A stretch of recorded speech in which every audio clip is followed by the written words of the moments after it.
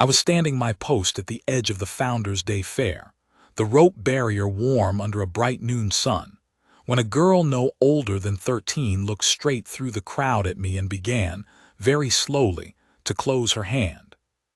She did it the way it is taught, palm open first, held flat and still for a full breath, long enough that it could not be mistaken for a wave or a stretch. Then the smallest finger folding down. Then the next and the next, unhurried and deliberate, a 5 count that ends with the thumb tucked last, so that by the time the hand has closed all the way into a fist, anyone watching who knows what they are looking at has had ample time to notice. I have taught that signal myself, more times than I could total on both hands, to children sitting cross-legged on gymnasium floors with their palms folded in their laps, repeating the count after me. I noticed this one on the second finger. I want to say I understood at once what I was seeing, but that would flatter my own instincts more than they deserve. What I understood at once was smaller and plainer, that a child was looking directly at me, past the balloons and the flags and the brass band tuning near the bandstand, past the whole noise and color of Founders' Day, and that her eyes had not left mine since I had first caught them. Children look at guards constantly.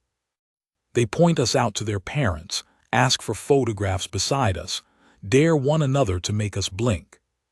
This was not that. There was no delight in her face and no daring in it. There was a terrible, practiced patience, the patience of someone doing a thing she had rehearsed in her mind so many times that her hand now knew how to do it without her voice.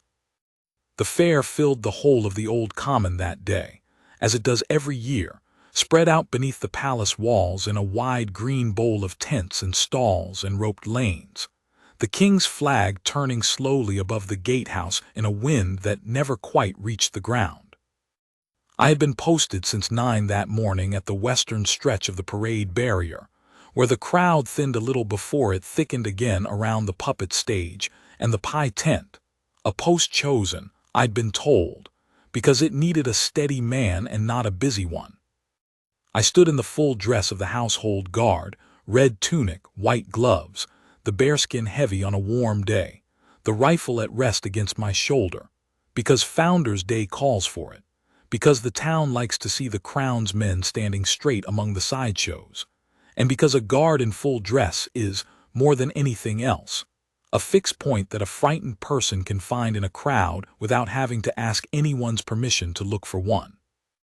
King Alaric himself had opened the fair that morning, as tradition holds he must, cutting the ribbon at the main gate a little after 8 and staying only long enough to walk the first row of stalls and exchange a few words with the mayor before the crowds thickened, past what his household security cared to manage.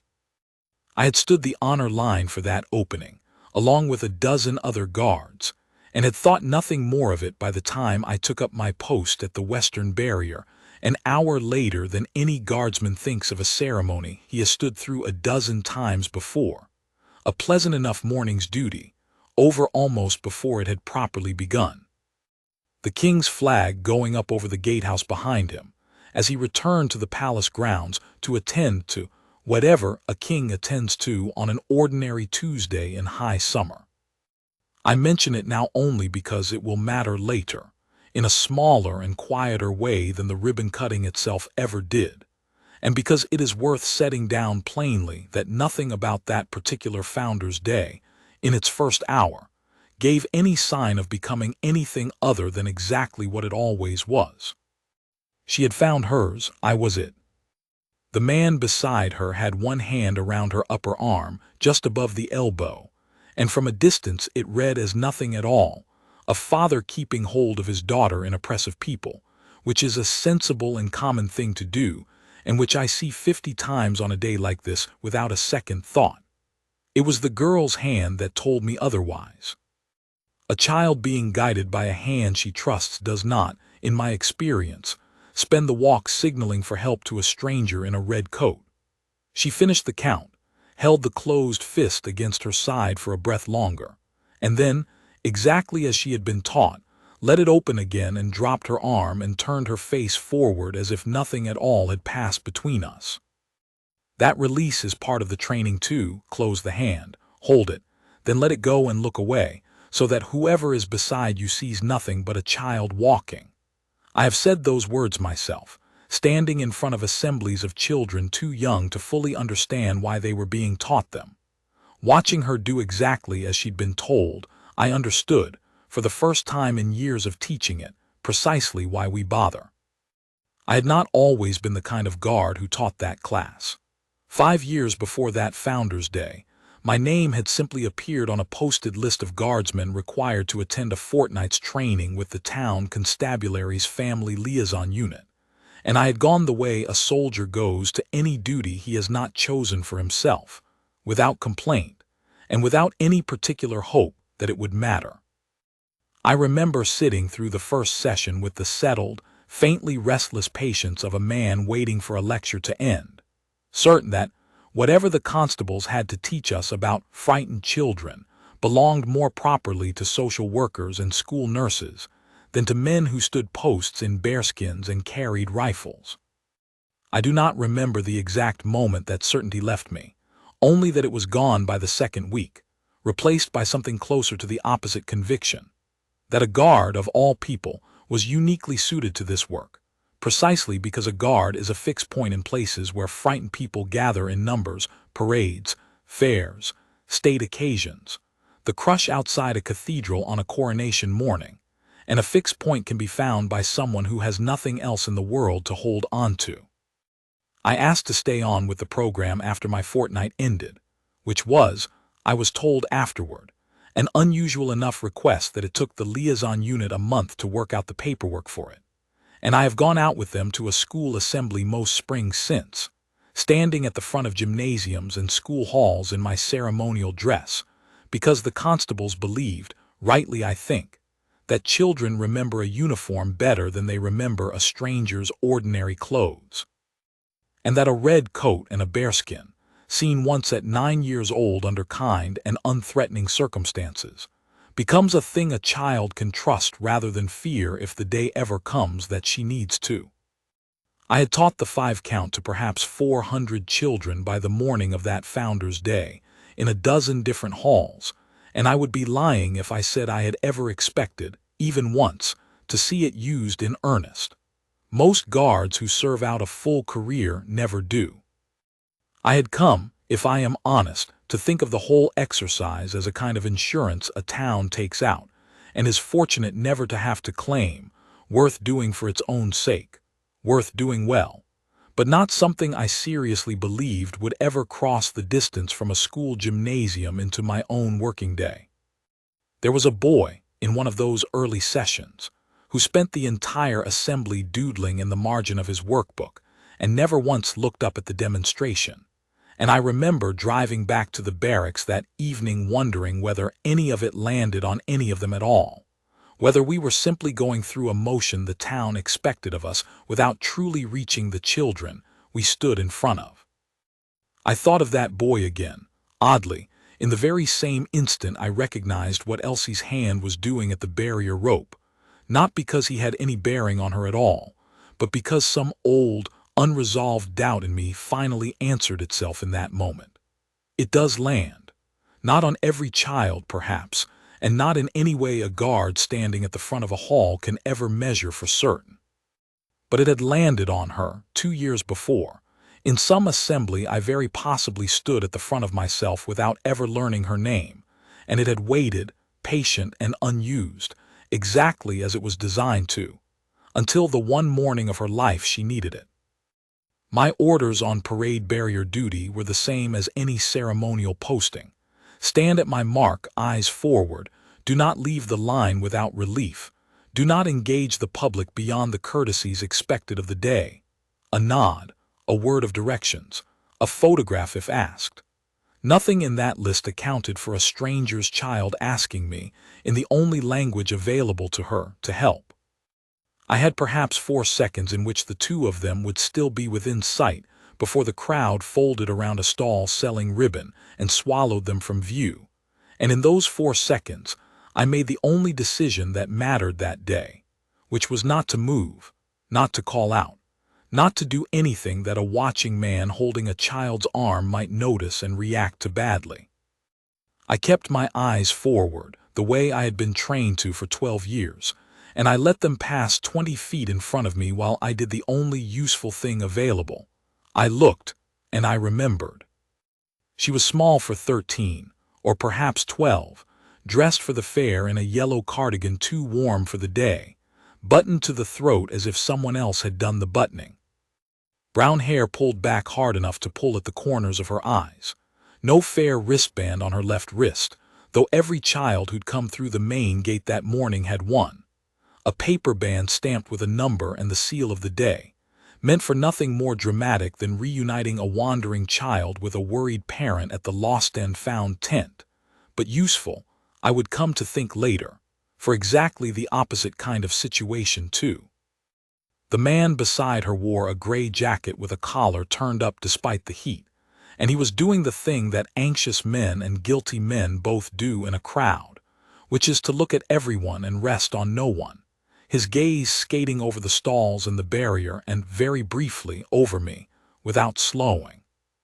I let my eyes track a stitch past them, toward the bandstand, the way any guard's eyes might wander on a long stand, and in that half-second of apparent inattention, I fixed the whole of them in my mind the way you fix a map before a march.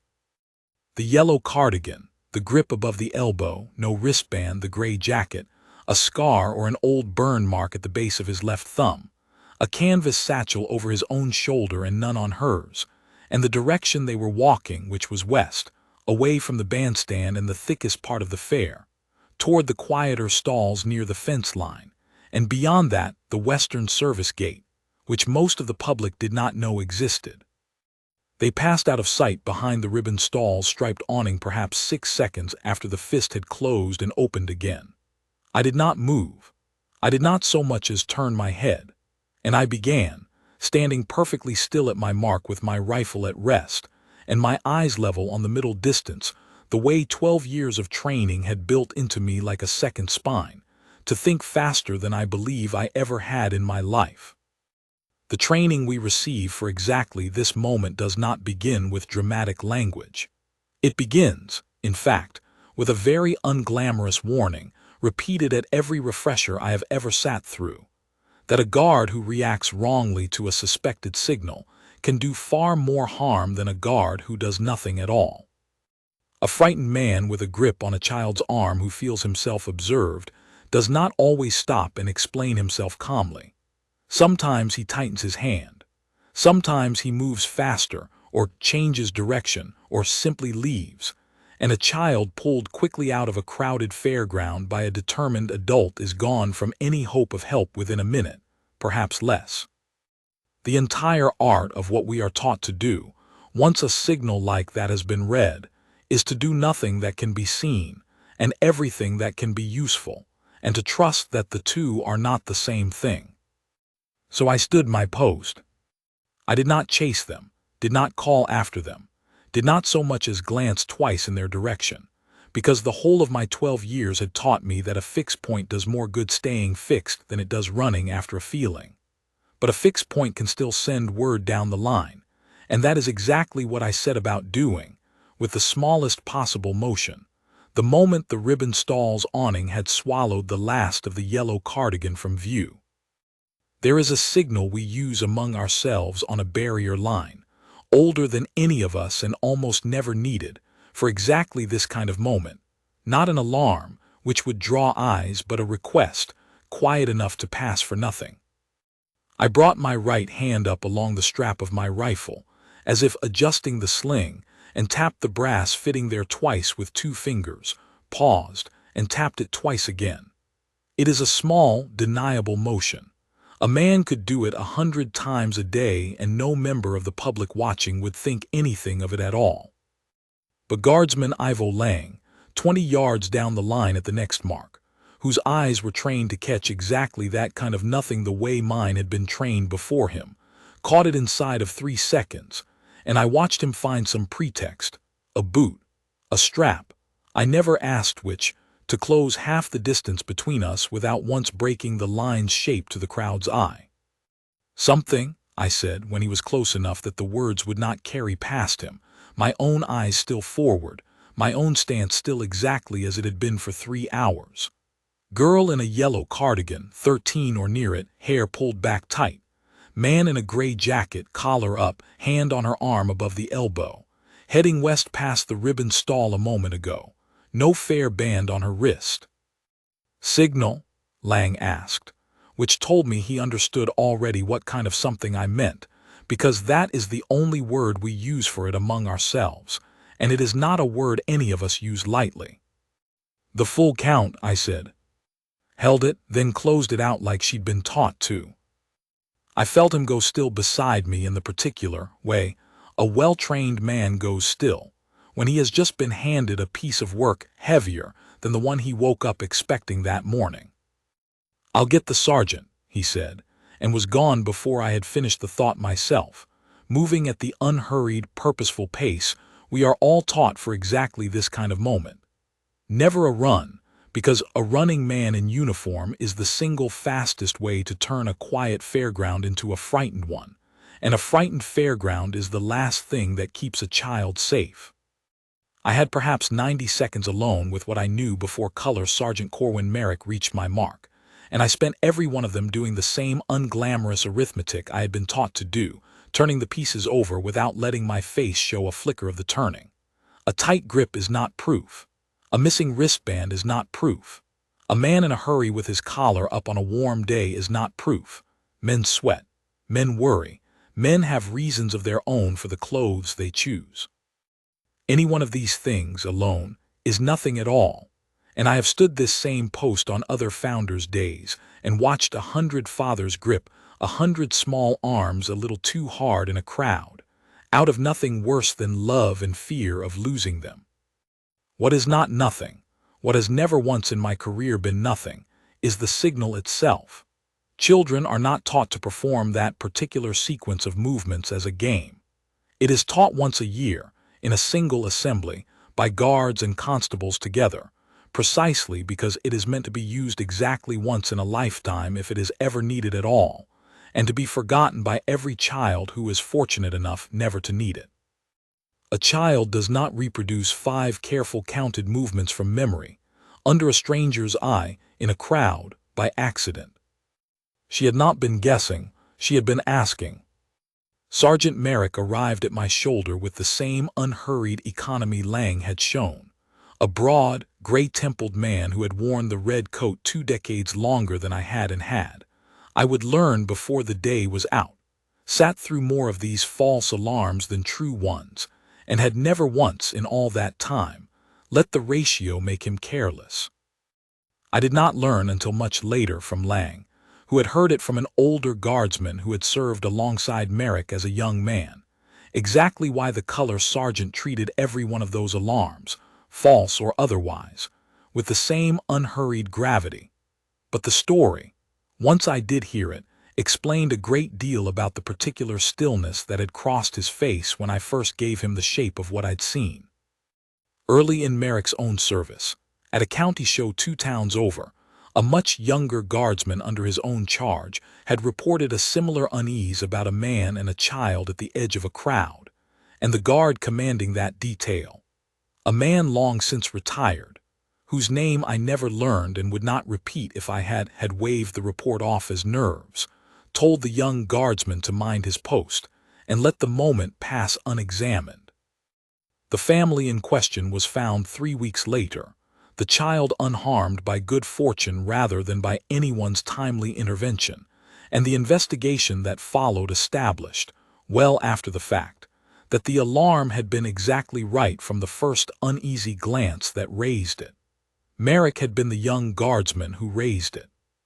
He had carried the 3 weeks that followed, he told me himself once, long after Founders' Day, more heavily than any other span of time in his career, not because the worst had happened, but because it so easily could have, and because the difference between the worst happening and not lay entirely in a senior man's decision not to listen. "Tell me exactly what you saw," he said low, his own eyes on the crowd and not on me, "and tell me nothing you didn't." I told him, The full count held and released, the grip, the missing band, the direction, the jacket collar, the mark on the man's thumb.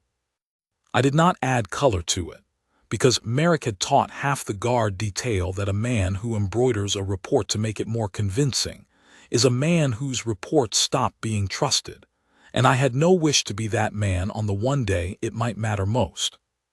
Merrick was quiet for perhaps 3 seconds, which is a long time to stand quiet with a fairground moving around you and a child somewhere out of sight in it. "West Gate's a service gate," he said finally, "not for the public. If he's making for it, he either knows the grounds or he's been shown them."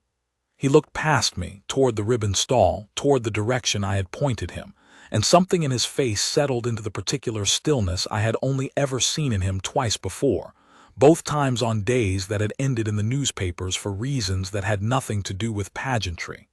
"You're relieved," he said. "Lang's got your mark. Don't run, don't stare. Find them again and find Inspector Finch before you do anything else. She's at the constabulary tent by the pie contest. Go." I went. I would like to say that walking away from a fixed post after 12 years of being trained never to do so felt like nothing, a simple change of orders, but it did not. It felt like stepping off a ledge I had spent my whole career learning the exact edges of. A ceremonial guard's entire value to the day is his stillness. The town does not come to the fair to see a red coat hurrying through the crowd, and the moment I began moving with purpose rather than standing with purpose, I stopped being scenery and started being a man other people's eyes could catch and wonder about. So I did not hurry.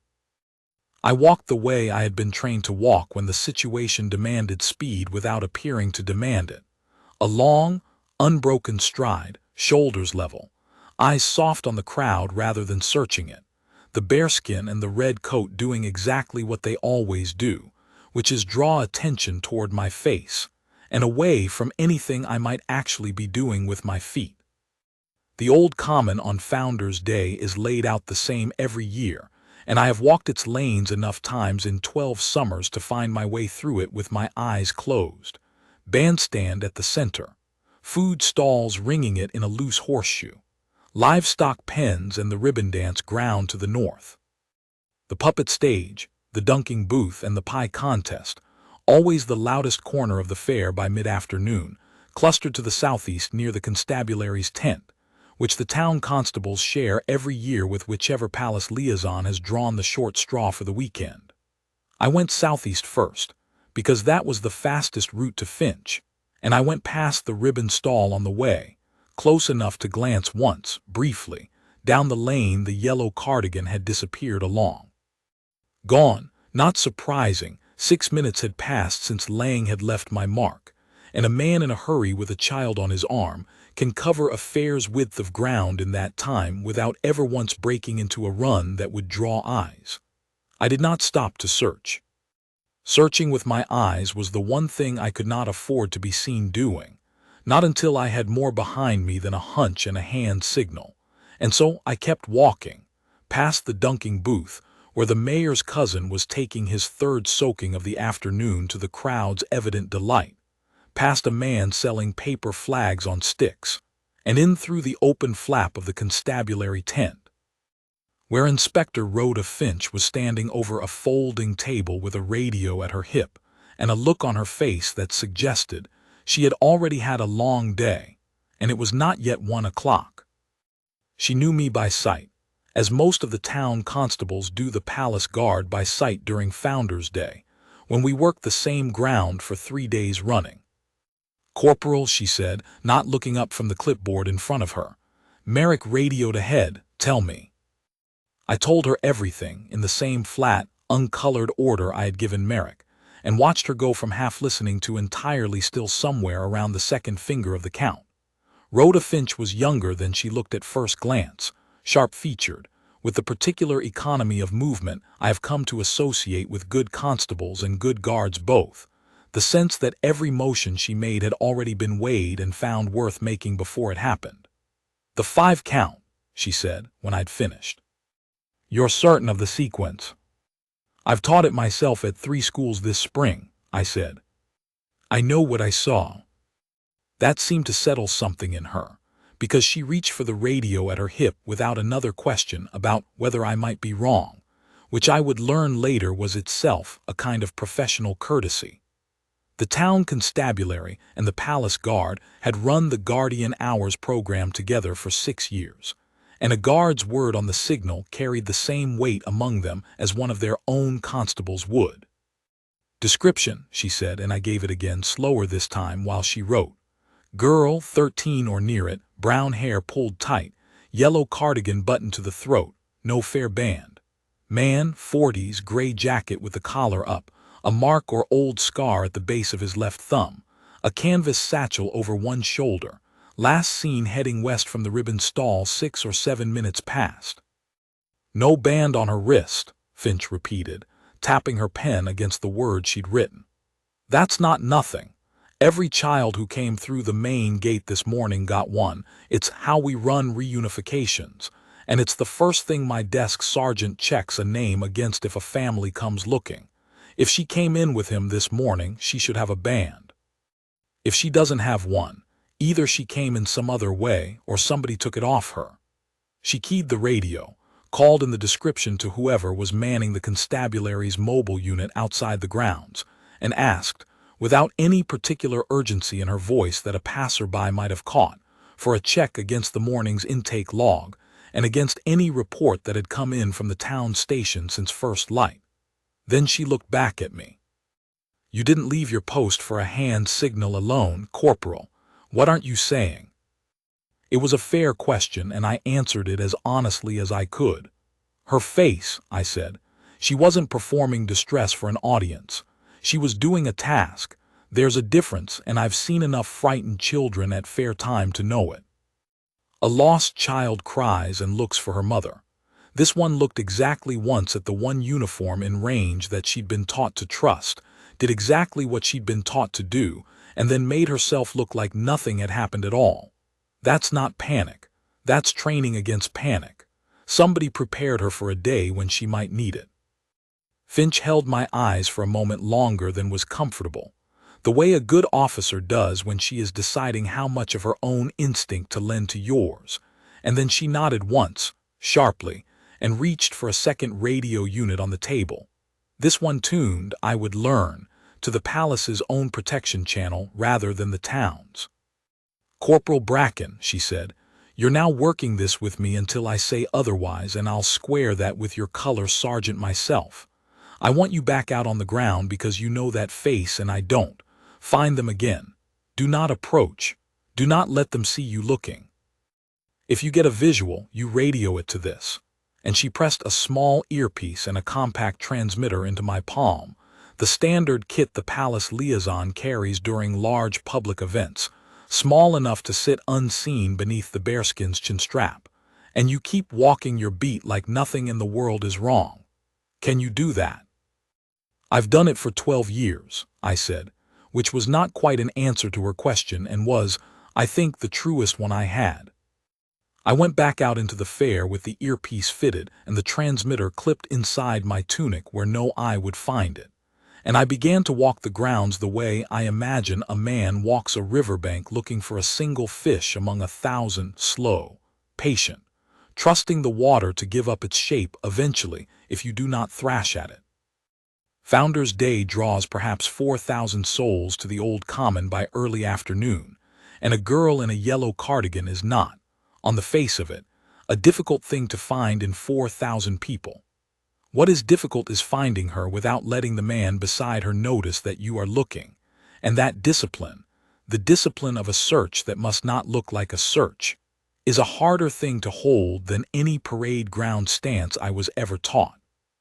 I found Lang first, back at the barrier line but off his mark now too, Merrick having quietly rearranged the day's postings to free 2 more sets of eyes without leaving the parade route unwatched.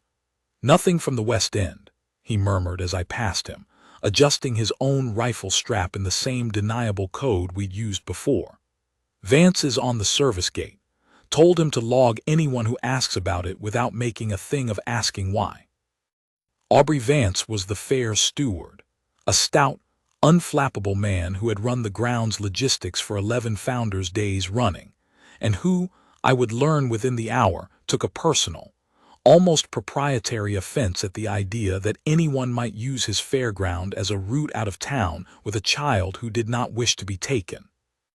I walked the ribbon dance ground next, then the livestock pens, threading between prize sheep and their proud, oblivious owners, my eyes moving in the wide, unhurried sweep I had been taught for exactly this kind of search, never fixing on any one point for more than a second or two, never letting my head turn faster than my shoulders, the whole art of it being to look at everything and seem to be looking at nothing in particular.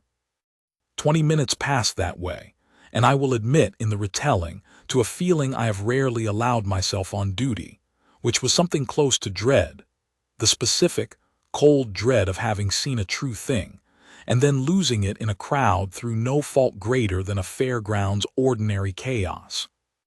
It was somewhere in the middle of that 20 minutes that the doubt found me, and I want to set it down honestly, because I think a false account of that day would leave it out, and leaving it out would make the whole thing sound easier than it was. I came around the far side of the puppet stage, where a crowd of perhaps 30 children sat cross-legged on the grass watching a fox in a felt waistcoat outwit a farmer, and there, at the crowd's edge, were the gray jacket and the yellow cardigan again, close enough this time that I had no need of any trick of the eye to see them plainly. Rourke was crouched beside her, one hand light on her shoulder rather than gripping her arm, and he was saying something I could not hear, and Elsie, for a moment, for one unguarded moment that undid a good portion of my certainty in the space of a single breath, laughed. It was not a large laugh. It was the small, involuntary kind that a puppet show pulls out of even an unhappy child, gone almost as soon as it arrived, but I saw it, and standing there at the crowd's edge with my whole plan resting on the shoulders of a hand signal I had read from 20 feet away in a busy street, I felt the floor of my certainty give a degree beneath me. Children laugh at puppet shows. Fathers crouch beside their daughters and point out the fox's tricks. I had built an entire afternoon's mobilization. A color sergeant relieved of a post, an inspector pulling officers off crowd duty, a steward closing gates on his own fairground, on 5 seconds of a hand closing, and for the length of that laugh I was visited by the specific, cold humiliation I imagine every guard who has ever raised a false alarm must feel in the moment he first suspects it was false. Not fear for the child, but fear that he has mistaken his own readiness to be needed for evidence that he actually was. I made myself stand still and think it through properly, the way Merrick had taught me to, rather than let the doubt simply wash the morning's judgment away unexamined. A controlling man is not a cruel man in every single minute of every hour. That is, in fact, precisely what makes men like that so difficult to see and so much harder to stop, because they are perfectly capable of crouching beside a frightened child and pointing at a felt fox and drawing an honest laugh out of her, and doing it not despite what they intend for the rest of the day, but sometimes because of it, because a calm, happy child draws no attention at a checkpoint. And a man who wants to leave a fairground without incident has every reason in the world to keep her smiling right up, until the moment it no longer serves him to. I had been taught that, too, in the same fortnight of training that had taught me the 5-count itself, in language I had half forgotten until I stood there needing it, that the signal, once given honestly, does not need to be reconfirmed by everything that happens afterward. A child does not withdraw a true distress signal by laughing at a puppet an hour later. She is still 13. She is still, whatever else is happening to her, allowed a moment of ordinary childhood in the middle of the worst day of her life, and that moment proves nothing at all about whether the signal she gave me was real. I held to that thought as firmly as I have ever held to anything on duty, and I want to be honest that holding to it was harder in that moment than anything else the day asked of me, harder even than the 90 seconds at the fence gap that came later, because doubt of your own judgment does not announce itself the way a fleeing man does. It arrives quietly, reasonably, dressed in a child's laugh, and it very nearly cost us the whole of what came after, because for perhaps 10 seconds I stood at the edge of that puppet show crowd seriously weighing whether to call Finch and tell her to stand her officers down, that I had likely read an ordinary father's ordinary afternoon as something it was not. What kept me from making that call was not confidence. It was the missing wristband, which a laugh at a puppet show did nothing whatsoever to explain, and it was the memory, returning to me with a clarity that steadied my hands, of exactly how deliberately Elsie's fingers had folded, one at a time, in a sequence far too precise to be accidental and far too rehearsed to be anything but a real and considered request for help. A child does not practice a lie into her hands the way she practices a truth. I did not make the call. I stayed at the puppet stage's edge a moment longer, watching them move off toward the prize tent when the show ended, and I let the doubt sit in me unresolved rather than acted upon, which is, I have come to believe since, very often the whole of what discipline actually is, not the absence of doubt, but the refusal to let doubt make a decision that evidence has not yet earned the right to make. I did not break stride, I did not so much as slow. But I felt something in my chest tighten in the particular way it tightens on a parade ground half a second before an order comes, and I kept walking the fair's edge, past the pie tent's queue, past a boy selling programs for the afternoon's brass concert, waiting for whatever Finch was about to put in my ear to tell me whether the last 20 minutes had been the most important of my career or the most embarrassing. "Constabulary took a report at 6 this morning," Finch said, and something in the careful flatness of her voice told me she was reading it word for word off whatever screen or sheet had it in front of her. "Woman named Marion Thorne, address on Cooper's Row, reported her daughter Elsie Thorne, age 13, missing from the house overnight. Says the girl left yesterday evening with a family acquaintance, a man named Silas Rourke, who told her he was taking Elsie to help choose a Founder's Day gift for her late father's memorial bench. The town unveils a new one every year, you'll know the custom, and that he'd have her home by 9. He didn't bring her home. Mrs. Thorne tried his telephone through the night, no answer, went to his lodgings this morning, found his van gone and the room cleared out. She's been at the town station since 7, half out of her mind, and our desk sergeant's already flagged Rourke's name against an old caution, 3 years back, different county, a similar complaint involving another family's daughter that never reached charges but never quite went away either. Corporal," she paused, and in the pause I heard the same cold thing I was feeling settle into her own voice. "Gray jacket, left thumb. Van reportedly matches a gray panel van registered to him. He is not her father. He is not any relation to her at all." She paused again, and when she went on her voice had dropped a further register, the particular careful flatness officers use, I have noticed since, for the parts of a report they find hardest to say aloud.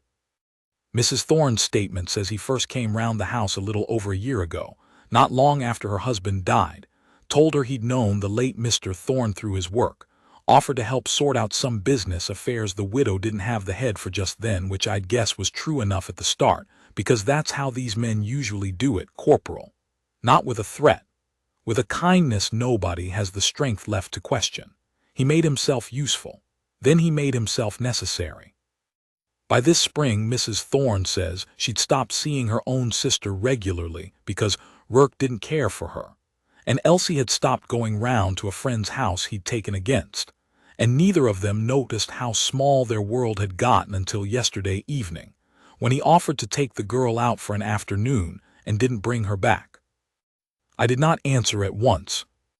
There is a particular kind of anger that a man in this coat is not permitted to show on his face even when no one is looking at it, and I have found, over the years, that the only place left to put it is into the working of the hands and the steadiness of the voice, which is where I put it then, standing at the edge of a crowd of strangers enjoying their Founder's Day with no idea at all what was being decided 40 feet from their picnic blankets. For 3 full strides, unable to trust my own voice to come out as level as the moment required. When I did answer, it was one word. "Confirmed," I said, meaning the signal, meaning the girl, meaning every quiet, patient piece of arithmetic I had done standing at my post an hour before had added up to exactly the sum I had feared it would.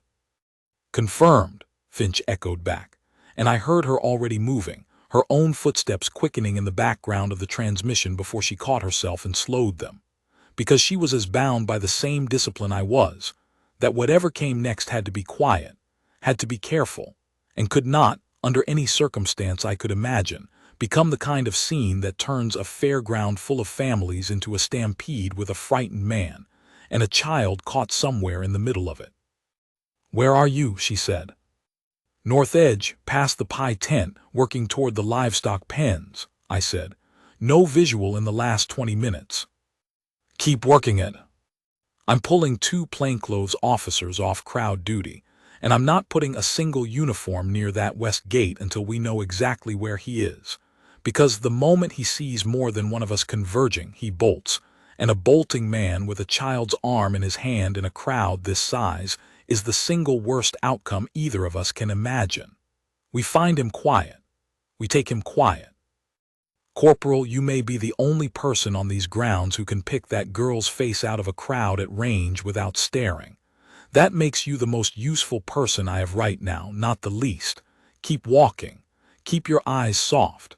And Corporal, if you get eyes on her again, do not, under any circumstance, let her see that you've seen her. She's already done her part. The rest of this is ours to carry now." I said I understood, and I meant it, though understanding a thing and being able to do it while your whole chest is a fist closing slowly around your own heart are not always the same skill. I kept walking the fair's edge, past the livestock pens, along the low fence that marked the western boundary of the grounds, my eyes moving in their wide, soft sweep, the bearskin and the red coat carrying me through the crowd exactly as they always had, an ordinary guard on an ordinary afternoon, while inside the coat I carried the one piece of knowledge that made nothing about the afternoon ordinary at all. I found them again a little past 1 o'clock, near the prize tent where the pie contest's ribbons were pinned to a corkboard for the crowd to admire, and the finding was almost an accident of the kind that a search like that depends on more than any of us like to admit. I had turned to let a family with a pram pass on the narrow lane, and when I turned back, there was the yellow cardigan, 20 feet off, half hidden behind a man selling roasted chestnuts despite the heat. I did not stop walking. I did not let my stride catch even for the half-step that recognition wanted to put in it. I simply adjusted my line by a few degrees, the way a man might to avoid a puddle, and let it carry me close enough on my next pass to hear without appearing to listen. Rourke had a folded paper in his free hand, not a fair program but something smaller, hand-marked, and he was holding it low against his hip, the way a man holds a thing he does not want a passing stranger glancing at. "Not the front," I heard him say, low and quick, to the girl rather than to anyone else. "The back way, past the pens, quicker to the van from there." And I felt the whole of what Finch and I had feared settle into a shape I could finally see clearly. He was not wandering the fair for pleasure. He was navigating it, working from a map he'd studied beforehand, toward a vehicle he had already parked somewhere along the ground's edge in preparation for a departure that had nothing to do with a memorial bench or a gift for a dead father. Elsie's face, when I let myself take the smallest fraction of a glance at it, was fixed in the same blank, waiting stillness I had seen from the barrier line an hour before, the stillness of a child conserving every ounce of herself for a moment she did not yet know was coming. And it was that stillness, more than the folded paper or the low, urgent voice, that told me how much time we did not have left to be careful in. I let them pass and kept walking a further 30 feet before I brought 2 fingers to the underside of my chin strap, where the earpiece's small transmitter switch sat hidden. "Finch," I said barely above a breath, my lips scarcely moving, the whole trick of speaking that way a thing I had practiced on parade for the amusement of younger guardsmen and never once imagined I would need for anything that mattered. "Visual. Prize tent, moving south toward the livestock pens. He's got a hand-drawn route. Said the back way's quicker to a van. He's not improvising anymore, he's executing something he planned. Her answer came back just as low, just as fast. Understood. There's a service gap in the fence past the pens where the vendors truck their stock in. Vance flagged it to me an hour ago as a weak point. Unlisted on any public map, but plain enough if you've walked the grounds once with your eyes open. If that's the back way he means, that's likely it, not the main west gate at all. I've got 2 plainclothes moving to cover it now, wide from opposite directions. No uniforms converging in a line where he could clock us as one thing. Corporal, I need you to keep them in sight but do not close the distance. If he feels crowded before we're set, he runs for whichever gap is closest, and we lose the quiet version of this entirely. I understood the shape of the risk even as she said it, because it was the same shape every good plan carries inside itself like a flaw in a blade. The closer we came to being ready, the more of us there would be near him, and the more of us there were near him, the greater the chance that some ordinary, blameless motion, a constable checking a watch, a guard adjusting a strap would read, to a frightened and already suspicious man, as a net closing. I slowed my own pace by half, letting the gap between us widen back out to something that would draw no attention at all, and watched, from a distance now that felt both safe and unbearable, as Rourke's grip on Elsie's arm shifted from a guiding hold to something with more weight behind it, more haste, the 2 of them cutting a straighter line through the crowd than anyone simply enjoying a fair has cause to walk. It was near the livestock pens that the first real trouble of the day arrived, and it arrived, as trouble at a fair so often does, from a source none of us had planned for at all. A boy of perhaps 9, overexcited by the prize sheep and by nothing more sinister than the ordinary chaos of Founder's Day, broke away from his own family at a dead run directly across Rourke's path, chased by an older sister calling his name, and the small collision of bodies, no harm done. A stumble, an apology, the boy scooped up laughing by his sister a moment later, was enough to make Rourke stop dead for 3 or 4 seconds in the middle of the lane, his head coming up sharply. His eyes doing the wide, hunted sweep of a man whose nerves had already been drawn tight enough to snap at the first unexpected touch. I have thought about those 3 or 4 seconds more than almost any other part of that day, because they were the moment the whole quiet architecture Finch and I had been building nearly came apart in front of me.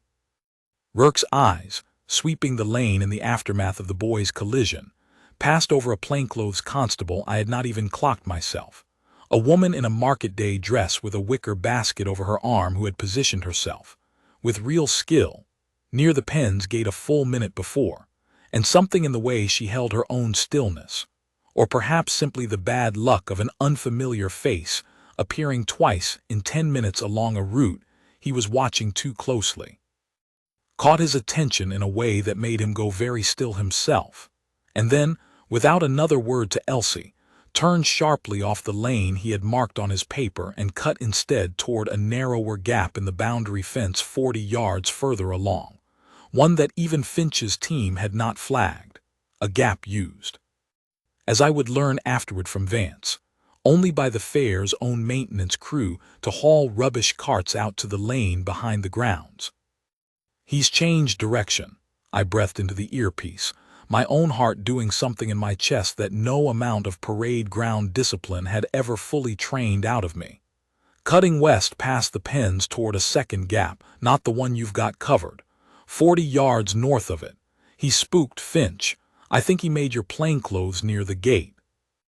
There was a half-second of silence on the line that felt very much longer, and in it, I understood something about Inspector Finch that I had not fully appreciated until that moment, which was that she was every bit as capable of the same iron patience we ask of ourselves. "Copy," she said, no heat in it at all, no panic, simply the flat, working calm of a person recalculating a plan in real time without letting the recalculation show in her voice. "Vance is closer to that gap than either of my people. I'm sending him now, and I need you to slow them, Corporal, without ever once looking like you're trying to. Buy me 90 seconds. Buy me 90 seconds. I have turned that instruction over many times since, because it is, when you set it plainly beside itself, an extraordinary thing to ask of a man whose entire professional identity is built on the discipline of not intervening.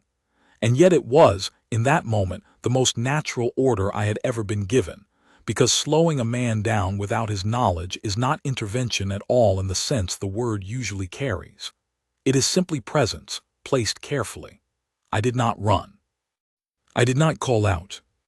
I angled my own path, unhurried, unremarkable, into a line that would put me, quite by apparent accident, directly in front of the gap in the fence Rourke was making for, arriving there a few seconds ahead of him with the ordinary, aimless bearing of a guard walking the grounds perimeter on a warm afternoon. And I stopped, in full view, beside the low gate in the fence, and looked with every appearance of idle interest at absolutely nothing in particular.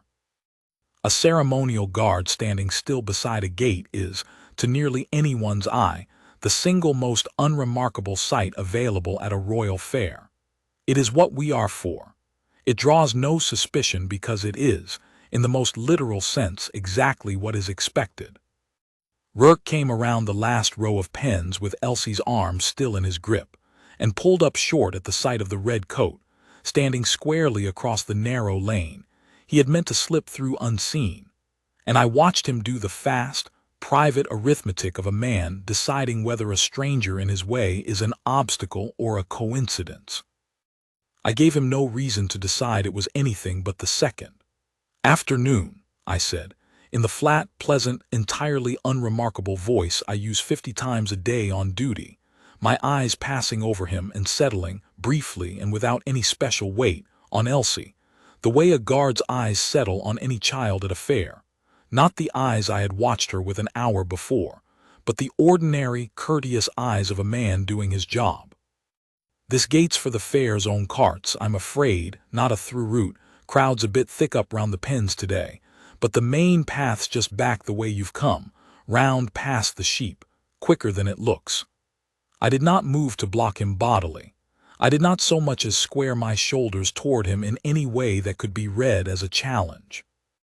I simply stood, with the easy, unhurried patience the whole of my training exists to produce, and let the fact of my standing there do the only work it needed to do, which was to make the back way look, for a few precious seconds, like nothing more than a mistake he'd made about the grounds. I do not know, even now, whether he believed me.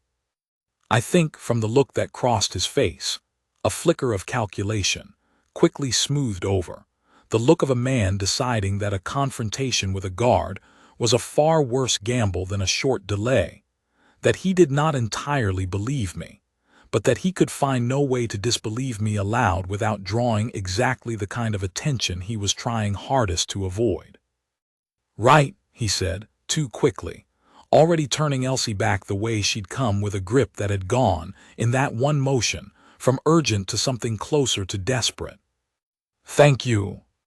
They had gone perhaps 10 steps back toward the pens when Aubrey Vance arrived at the gap behind me, breathing hard from a jog he'd clearly tried and failed to disguise as a brisk walk, and closed the low gate's latch with the unhurried, officious clatter of a man performing routine fairground maintenance in front of anyone who cared to watch. "Fence check," he announced to no one in particular, loudly enough to be entirely unremarkable, and I understood, watching him do it, that Finch had built her team out of exactly the right kind of people who understood that the loudest, most visible thing you can do, at the right moment, is also sometimes the quietest. "He's turned back toward the main grounds," I murmured into the earpiece, once Rourke and Elsie were far enough off that my voice would carry to no one but the small device beneath my chin strap. "Gap's closed. He'll be looking for another way out now, and he's rattled that grip's tighter than it was 10 minutes ago." "Then we don't give him another back way to find," Finch answered, and there was, for the first time since I had met her that morning, something almost like relief threaded through the flatness of her voice, though I could hear her already moving past it toward whatever came next. "We give him one door, Corporal, and we make it the easiest, most natural door on the grounds to walk through, And then we make sure that door closes exactly the way we need it to, the moment he's through it. We met for 90 seconds behind the pie tent, Finch, Merrick, Vance, and myself, a huddle that from 6 feet away would have read as nothing more than fairground business, a steward and 3 officials sorting some minor logistical snag, which was, in a sense, exactly what it was. Finch laid it out the way I imagined she had laid out 100 plans before, fast and without waste. "Main West Gate," she said. "It's the only true exit on this side of the grounds now that the service gap's shut and the pen's gates covered. If he's rattled, and he is, he'll want the widest, most obviously public way out, because a man like this believes wrongly, but he believes it, that a crowd is cover. We let him believe it. Vance, your gate crew runs bag checks on anyone carrying a case or a satchel out that exit during the fireworks build, don't they, for the evening rig?" "Every year," Vance said. "Standard as anything, nobody blinks at it." Vance hesitated before he answered that, and I understood, watching him do it, that his was not the hesitation of a man losing his nerve, but of a careful one making certain the ground beneath the plan was as solid as it needed to be before he committed his gate crew and his fairgrounds good name to it. "I'll do it," he said, "but I want to hear it plainly, Inspector, before I do. I'm not running a checkpoint against a member of the public on a guard's hunch, and a laugh I didn't see either way of. If we're wrong about this man, I've a fairground full of families who trust me to keep Founders Day exactly what it's meant to be, and I won't have that trust spent on a mistake." It was a fair thing to ask, and Finch did not treat it as anything less. "You're not being asked to trust a hunch," she said, and there was no impatience in it at all, only the same flat, careful clarity she had used with me all morning. "There is a signed report on file at the town station, filed at 6 o'clock this morning by the child's own mother, naming Sela's work and describing a gray panel van registered in his name. There is a prior caution on record from another county involving a similar pattern with a different family. There is a missing child matching that report's description, in company with a man matching it exactly, moving through this fairground in a manner consistent with someone trying to reach a vehicle unseen. That is not a hunch, Aubrey. That is grounds, real grounds, the kind that would hold up in front of a magistrate by lunchtime tomorrow if it ever needed to. What we do not have, and what none of us is about to manufacture, is any right to touch that man, restrain him, or so much as raise a voice at him, until my officers have lawful cause standing directly in front of them, which is exactly what a confirmed missing person report gives them the moment he's identified. Everything before that point is watching, and patience, and making the truth easy to see without ever once forcing it. That answer seemed to settle Vance the way it settled something in me too, hearing it laid out with that much precision, that the whole architecture of the afternoon, for all its quiet urgency, rested on nothing more improvised than the same lawful process any constable in the kingdom would have been bound to follow on a slower, less crowded day. "Then that's our door," Finch said, once Vance had nodded his agreement. "You put a checker on that gate in the next 5 minutes. Genuine fair policy. Nothing invented. He's carrying a satchel. He gets stopped for exactly the reason every third person carrying a bag gets stopped this afternoon, and that stop buys us the 10 seconds we need. I'll have 2 officers positioned inside the gate structure itself, out of sight of the lane, ready to move the moment he's separated from the girl and not 1 second before. Corporal," and here she looked at me directly for the first time since the huddle had formed, "you're the only person on these grounds that girl has any reason to trust. When the moment comes, it needs to be you who reaches her, not a stranger in plain clothes, however kind. A frightened child pulled by an unfamiliar hand can panic exactly as badly as one pulled by a dangerous one." She signaled the guard. "Let the guard be the one who answers."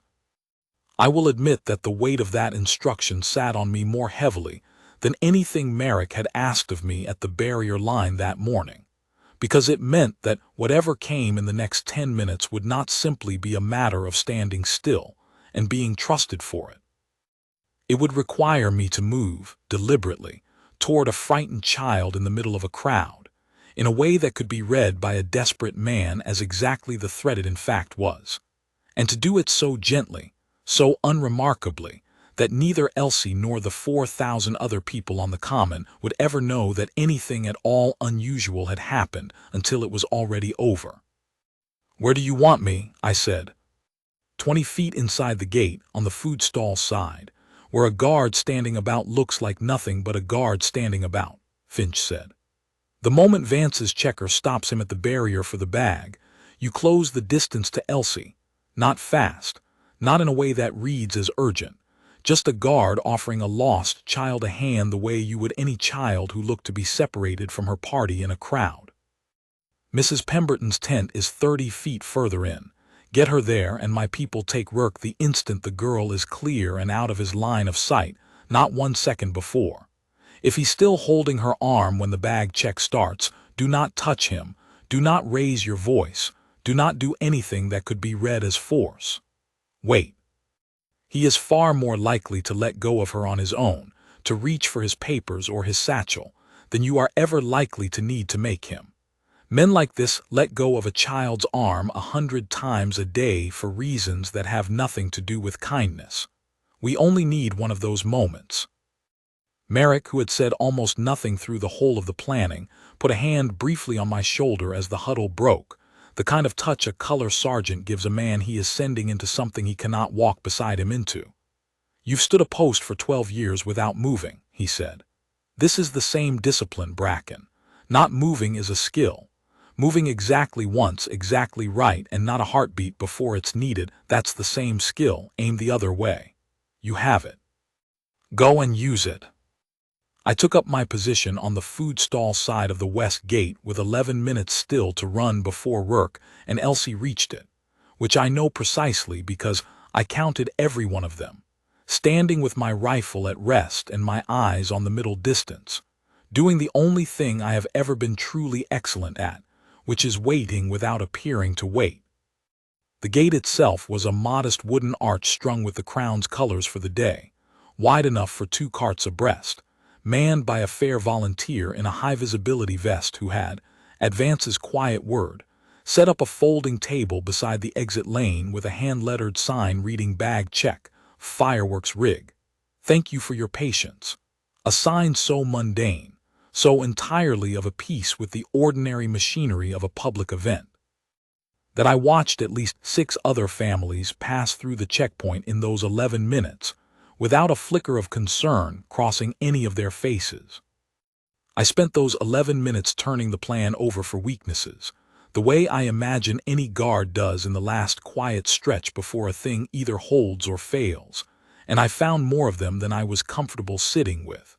If Rourke had left the satchel behind at his van in favor of carrying nothing at all, the bag check would have nothing to catch him on, and we would have had no second door to offer him. If he reached the gate at a dead run, rather than the hurried walk his nerves had shown him keeping to so far, the volunteers' rehearsed line might never have had the chance to land before he was already through and gone. If Elsie, exhausted and frightened past the point of trusting her own judgment, mistook my approach for one more stranger's hand reaching for her rather than the one she had signaled for, and pulled away, or cried out, the whole quiet architecture of the afternoon could collapse into exactly the public scene every part of the plan had been built to avoid. I could not control any of those variables. I could only control the one thing that had always, in 12 years of standing posts far less consequential than this one, been mine to control, which was whether I stood where I said I would stand, and did what I had been asked to do without flinching from it. And I made myself settle back into that single certainty, the way a man settles his weight before a long march, because it was the only ground under the whole afternoon that I trusted completely. I thought, too, in those 11 minutes, of Marion Thorne, whom I had not yet met and would not meet for the better part of an hour still, sitting at the town station not knowing whether the daughter she had spent the night searching for was alive, and of how little any of the plan's careful mechanics would mean to her if it failed in some way none of us at the gate had thought to guard against. It is a particular kind of weight, standing at a post with a stranger's whole world resting on the next several minutes of your composure. And I do not think I fully understood, before that morning, how much of what the Crown asks of a guard's stillness is not really about the guard at all. That the discipline exists, in the end, entirely in service of people who will very likely never know his name, and that this is not a diminishment of the work but its whole and only point. I saw the gray jacket at 9 minutes past, coming fast down the lane from the direction of the pens, faster than any parent enjoying a fair walks, Elsie's arm still fast in his grip, her feet nearly running to keep pace with his stride. I felt, watching them come, the particular calm that I believe only 12 years of standing very still under provocation can teach a man. Not the absence of fear, because I was afraid, in a low, steady way that had nothing to do with cowardice, and everything to do with understanding exactly how much could still go wrong in the next 60 seconds, but the setting aside of that fear into a compartment where it could not touch my hands or my face. So that the whole of me on the surface remained exactly what it had been all day, an unremarkable guard standing near a gate on a warm afternoon at a fair. Rourke reached the checkpoint at a near jog and pulled up hard when the volunteer, with the easy, practiced boredom of a man who has said the same sentence 40 times that day, held up a hand and said, "Just need a look in the bag, sir. Standard for the evening rig, won't take a moment." I watched Rourke's whole body go rigid with the particular fury of a man whose plan has just met an obstacle too ordinary, too legitimate, too entirely without malice to be pushed past or argued with, and I watched him do the thing Finch had told me with such certainty that he would do. He let go of Elsie's arm, not gently, not kindly, but simply because both his hands were suddenly needed, one to unshoulder the satchel, one to fumble with its strap. His whole attention narrowed for 3 or 4 critical seconds onto the volunteer, and the table and the bag, and nothing else in the world. 3 or 4 seconds. It was, in the end, all that 12 years of training and a stranger's careful, 5-count hand signal had bought us, and it was enough. I was already moving by the time his hand left her arm, though moving is almost too strong a word for what I did, because to anyone watching, and several people were, in the mild, unremarkable way strangers watch a queue at a gate, it would have looked like nothing more than a guard noticing a child standing alone and stepping forward, as guards do, to ask if she needed help finding her family. "Hello," I said to Elsie, crouching very slightly so that my eyes met hers rather than looking down at her, my voice pitched exactly as it would be for any lost child at any fair, warm and unhurried and entirely without weight. "Are you all right? You look like you might have got a bit separated in that crowd back there. Happens to half the grounds by this hour. Would you like to come with me a moment? There's a tent just here where we help people find who they're looking for." I have thought many times since about what those few seconds must have looked like from inside her own chest, because I could not know it then and can only guess at it now. Whether she recognized in that instant that the guard who had caught her signal an hour before was the same one now crouched in front of her, or whether she simply understood in the animal, immediate way a frightened child understands safety when it finally arrives, that the hand being offered was one she was allowed to take. She did not speak. She did not need to. She looked at me for one long moment with an expression I will carry for the rest of my life, equal parts disbelief and a kind of exhausted, collapsing relief. And then she put her hand in mine and let me draw her, unhurried, 2 steps back from the gate and the queue and the man still fumbling with his satchel's strap, toward the food stall side of the lane, toward Mrs. Pemberton, who I could see already coming to meet us with the calm, practiced warmth of a woman who had spent 11 Founders' Days reuniting lost children with their families and treated this reunion, for Rourke's benefit and for the benefit of every passer-by, exactly like all the others. "There we are," Mrs. Pemberton said, taking Elsie's other hand as if this were the most ordinary transaction in the world. "Let's get you a lemonade while we find your people, shall we?" And she turned, with Elsie beside her, and walked without any hurry at all toward the lost and found tent 30 feet distant, out of Rourke's line of sight within 4 steps, behind the striped canvas of the nearest stall. I did not watch them go longer than a heartbeat allowed, because my own part in the moment was not finished. I turned back toward the gate in time to see Rourke straighten from his satchel, the bag checked and cleared and entirely, uselessly innocent. A change of clothes, a road map, nothing the volunteer had any cause to question, and turned to reach for the arm that was no longer beside him. The stillness that crossed his face in that instant, the particular blank horror of a man discovering that the one thing he had been holding onto through an entire fraught morning was simply gone, is not something I take any pleasure in remembering. Even now, even knowing everything I came to know afterward about what he had planned to do with the hours that followed.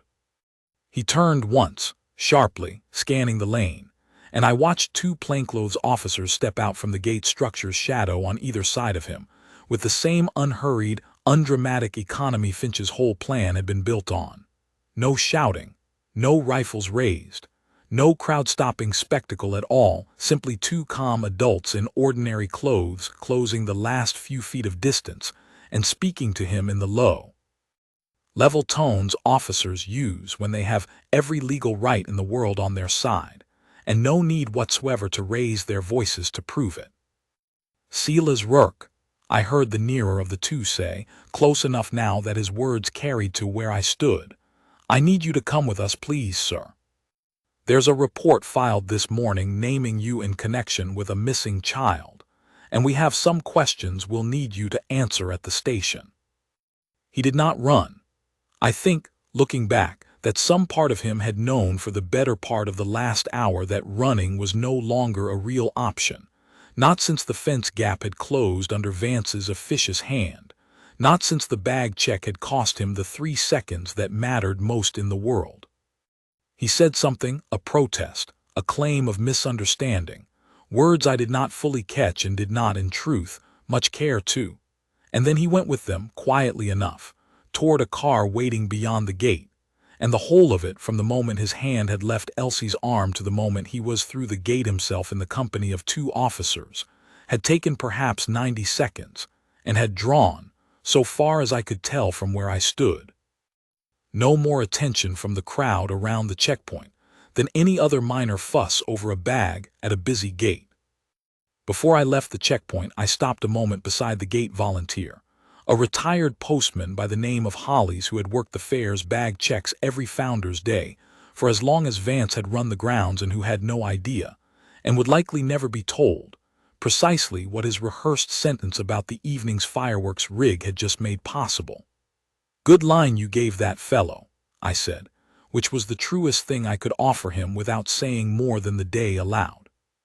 He looked faintly pleased and faintly puzzled in the way a man does when praised for a thing he has done 100 times without expecting anyone to notice, and said something about it being no trouble at all, standard as anything, and went back to the next bag in his queue none the wiser.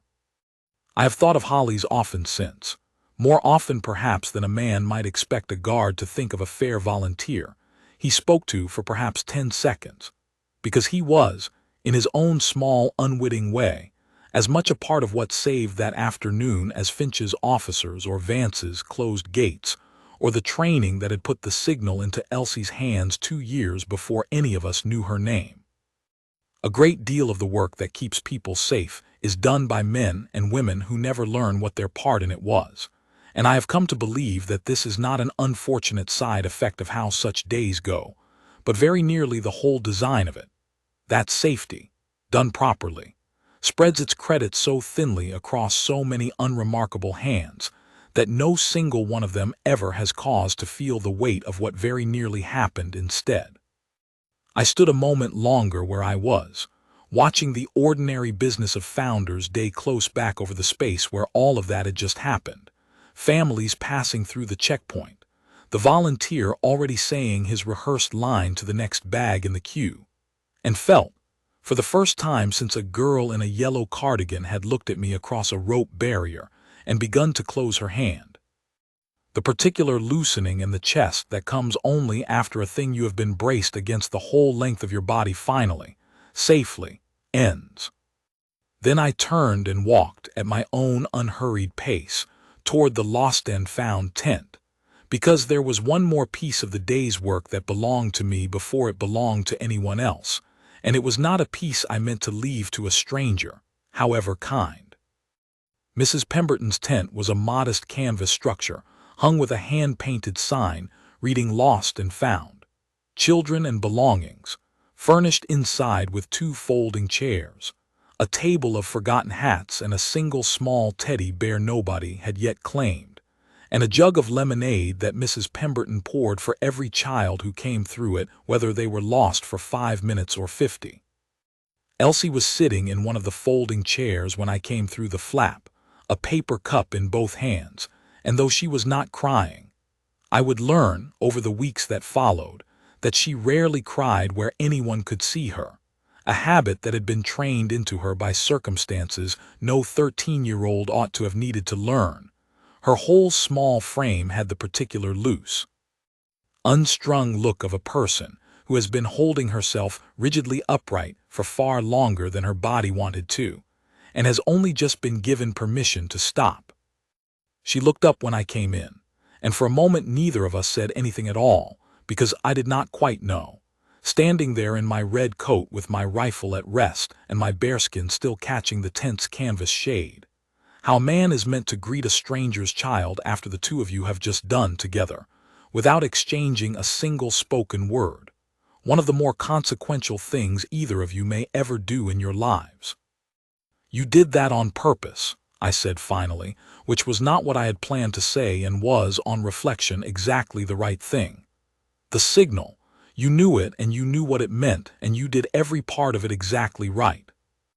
"We learned it at school," she said, her voice small but steadier than I had any right to expect. "Guardian hours. 2 years ago, I think. A guard came and a police lady came and they showed us, and I remember thinking it was silly, that I'd never need it, that it was just a thing they made us do for an assembly." She looked down at the lemonade in her hands. "I didn't think I'd remember it right. I practiced it in my head about 100 times this morning in the van while he wasn't looking. I kept thinking I'd get the fingers wrong, or that nobody in the whole fair would even notice, that there'd be too many people and I'd never find anyone in red at all." "You found one," I said, and something in my own chest, which I had kept very carefully closed all through the morning's work, came a little open at that. In a way I was glad the tent's canvas shade was dim enough to hide. "You did everything right, every part of it. I want you to hear that from someone who stood where I stood this morning and knows exactly what it looked like from the outside. You did not do anything wrong today, not one thing. From the moment you got in that van last night to the moment you closed your hand at me an hour ago. All of that belongs to him. None of it belongs to you." She did not answer that directly, but something in her shoulders eased another degree, and I understood that it was, perhaps, the thing she had most needed to hear and least expected anyone to think to say. It was perhaps 20 minutes later, while Mrs. Pemberton and I sat with her over a second cup of lemonade, and the ordinary, unhurried business of Founder's Day carried on outside the canvas, as though nothing at all had happened that morning, that Marion Thorne arrived at the tent, and I have stood witness to a great many things in 12 years in this coat. But I do not know that I have ever stood witness to anything quite like the sound a mother makes when she has spent a night and half a day believing the worst, and is handed, instead, the whole of what she feared she had lost. She had been brought from the town station by one of Finch's officers the moment the confirmation came through, and she came through the tent flap already saying Elsie's name in a voice that had clearly been saying it, in one register or another without stopping, since 6 o'clock that morning, and the 2 of them held on to each other for a length of time that none of the rest of us in that tent, not Mrs. Pemberton, not the constable who'd driven her, not I, made any move at all to interrupt. When Marion Thorne finally looked up from her daughter's shoulder, her eyes found the red coat before they found my face, the way I think eyes are trained to buy an entire lifetime of stories about what that coat is meant to mean, and she said, in a voice still thick with everything she had just been through, They told me in the car. They told me a guard saw something nobody else would have seen. She did not finish the thought in words. She did not need to. She simply reached out with one hand, still keeping the other locked around her daughter's shoulders as though she meant never quite to let go of them again, and took hold of my gloved hand for a moment, and held it. And I stood there in the lemonade-smelling half-light of a lost-and-found tent, and let a stranger's mother hold my hand and say nothing at all.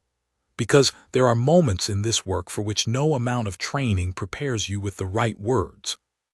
And the only honest thing to do in them is to stand still and let them happen. She did the hardest part herself, I told her, when I trusted my voice again. All I did was notice.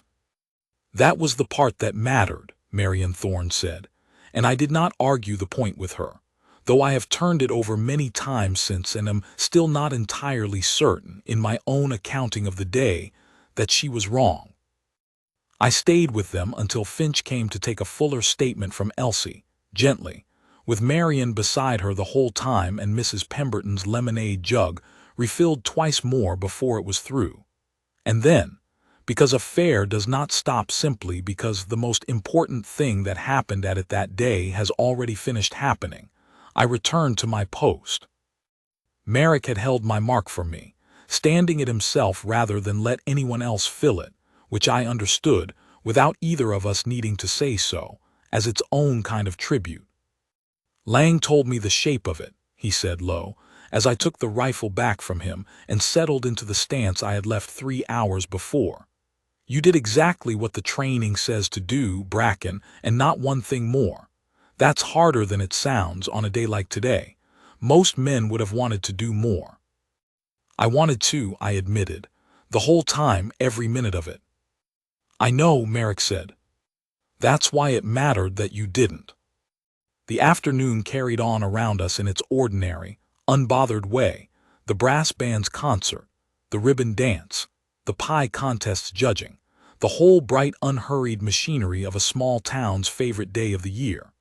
And I stood my post through the rest of it with the particular, quiet fullness in my chest that I imagine most men in this coat come to know eventually, if they are fortunate enough to be given the chance.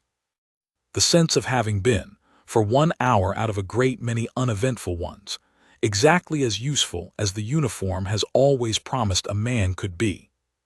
King Alaric came down to the common a little before the fireworks, as he does most years, to walk the closing hour of the fair among the townsfolk with no more ceremony than a nod here and a word there, and he passed my mark on his way to the bandstand, flanked by 2 of his own household staff, pausing, as he often does at Founder's Day, to exchange a few words with the guard standing the line. He did not know, that evening, precisely what had happened at the West Gate that afternoon. Finch's report would not reach the palace through proper channels for the better part of a week, but he stopped in front of me all the same, as was his custom, and said only, "Good crowd this year, Corporal. Long day for you all, I expect." And I said, "Yes, Your Majesty, a long one," and left it at exactly that, because the day's real business belonged, for now, to a lost-and-found tent and a mother's held breath and not to the palace at all, and I had no wish to make it otherwise before it was time. Sela's work was charged within the week, not, in the end, on the strength of anything so simple as an unhappy mother's report, but on the fuller weight of what Finch's office turned up once they had cause to look properly. The old caution from 3 counties over that had never quite closed, a pattern of the same slow, patient insinuation into a grieving family's trust that he had used on the Thorns, a van packed for a journey considerably longer than an afternoon's errand, and papers found among his things that made plain, to the magistrate who eventually heard the case, precisely how far from Harrogate he had meant to be by nightfall. I was asked to give an account of what I had seen at the barrier, and I gave it in the same flat, uncolored order I had given it to Merrick and to Finch on the day itself, because a truthful account needs no more color than that to do its work, and because I had long since learned that the surest way to be believed is never to reach for more certainty than the facts themselves can carry. Elsie was never once asked to describe, in that courtroom or anywhere else. Anything of what might have happened to her had the day gone differently, because it did not go differently, and because the whole design of the work Finch and Vance and Merrick and I had done that afternoon had been built, from its first 90 seconds behind the pie tent onward, around exactly that outcome, that there would be nothing for her ever to have to describe at all.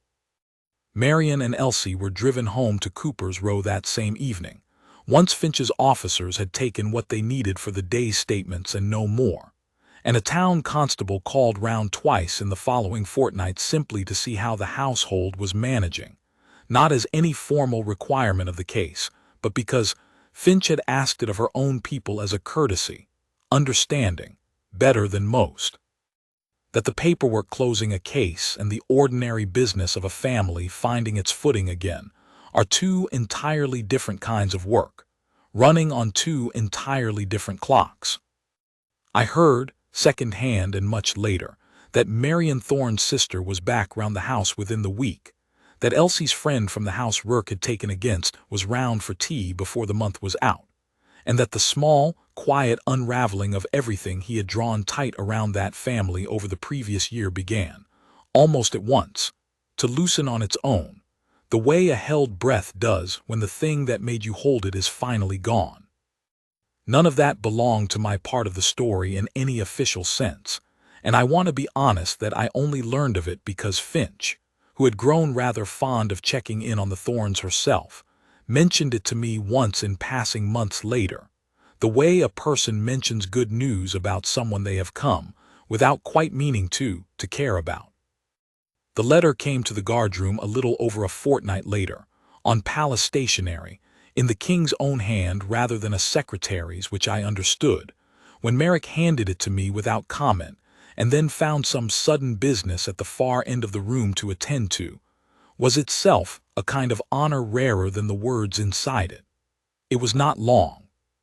It thanked me, in plain and unshowy language, for a use of judgment the king's household had come to depend on in men who wore its coat, and it noted, in a single line I have kept turned over in my mind more often than any other sentence written to me in 12 years of service, that the Crown asked a great deal of its guards in stillness and comparatively little in speech, and that I had shown, on Founders' Day, precisely why both were worth asking for.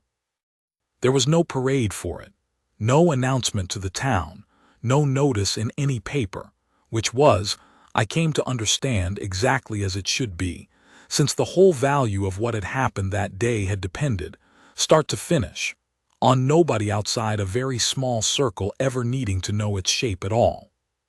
I was called to the palace itself a few days after the letter arrived, not for any ceremony. There was, as I have said, no parade in any of this, and I would not have wanted one, but for what the household staff called, without further explanation, 10 minutes of the king's time before the evening's business began. I stood in a modest anteroom off the private apartments in my dress uniform, feeling, if I am honest, considerably less composed than I had felt at any point during the whole of Founders' Day itself, and when I was shown in, King Alaric was standing at a window rather than seated at any desk, looking out over the gardens in the low gold light of early evening, and he did not make me wait through any preamble before he came to the point. I read Inspector Finch's report twice, he said, turning from the window. The first time as a king reads any report that crosses his desk about the safety of his household guard, the second time as a father. He was quiet a moment, and I understood, standing there, that he was choosing his next words with the same deliberate economy I had spent the morning of Founders' Day trying to summon in myself. There is a version of that afternoon, corporal, in which a guard sees exactly what you saw and does exactly nothing with it, because acting on it risked his post, his composure, the whole tidy discipline this coat is meant to represent, and no one could ever have proven him wrong for choosing stillness over that risk. I have stood in this family long enough to know how easy that choice would have been to justify afterward. I want you to understand that I know the difference between the guard who would have made it and the one who didn't, and that the difference is not a small one. I told him, because it seemed the truest thing I could offer him in return, that the choice had not felt easy in the moment, whatever it might look like from the outside now that it was over, that I had very nearly talked myself out of my own certainty that afternoon, standing at the edge of a puppet show watching a frightened child manage an ordinary child's laugh, and that the only thing that had carried me through that moment was the training itself. The small, unglamorous discipline of trusting a signal. A frightened child had been brave enough to give rather than the more comfortable explanation that kept presenting itself alongside it. He listened to that the way I imagine he listens to very little else in the course of an ordinary week, without once glancing toward the door or the clock, and when I had finished, he nodded slowly, as though I had confirmed something he had already suspected about the shape of the day, but had wanted to hear in a guard's own words rather than an inspector's report. My father used to say the crown does not need guards who are brave in the way songs are written about, he said, because that kind of bravery announces itself and is over in a moment, and a kingdom cannot be defended by moments alone. What it needs is men willing to be unremarkable for years at a stretch, so that on the one day it matters, no one has to wonder whether they'll still be standing where they said they'd stand. You have been that, by every account I've read of you, for 12 years. I am glad of it, Corporal, and I am gladder still that a frightened girl on Cooper's Row had the good fortune to find you at her rope line instead of some other man. He offered his hand then, which I understand from other guardsmen who have stood in that same anteroom before me is not a courtesy extended lightly, and I took it, and the whole of the audience, start to finish, cannot have lasted more than the 10 minutes I had been promised, and needed no more than that to say everything it needed to say. A second letter reached me some weeks after that, shorter still, in handwriting that leaned and looped in the particular way of someone not yet fully grown into their own hand, sent from Cooper's Row.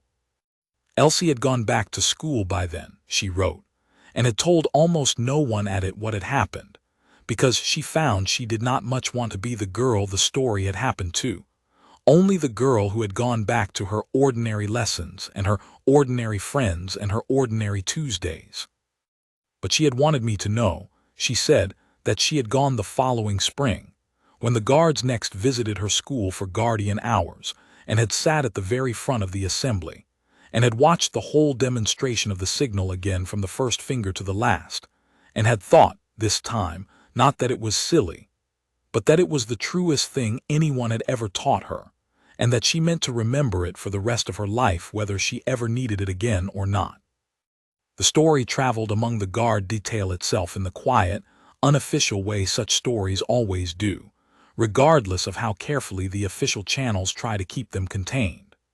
Lang told a version of it to a few of the younger guardsmen over supper within the week, and Merrick, who overheard enough of it to correct 2 details that had already begun to drift in the retelling, let the rest of it stand without comment, which was as close as he ever came to endorsing a piece of barracks gossip.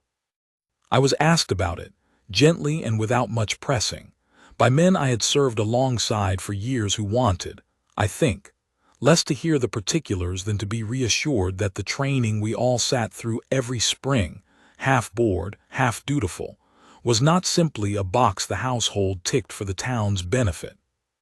I told it the same way each time I was asked, in the same flat order I had given Merrick and Finch, and eventually the king himself, because I had come to understand that the value of the story, for the men who wore this coat alongside me, lay entirely in its plainness.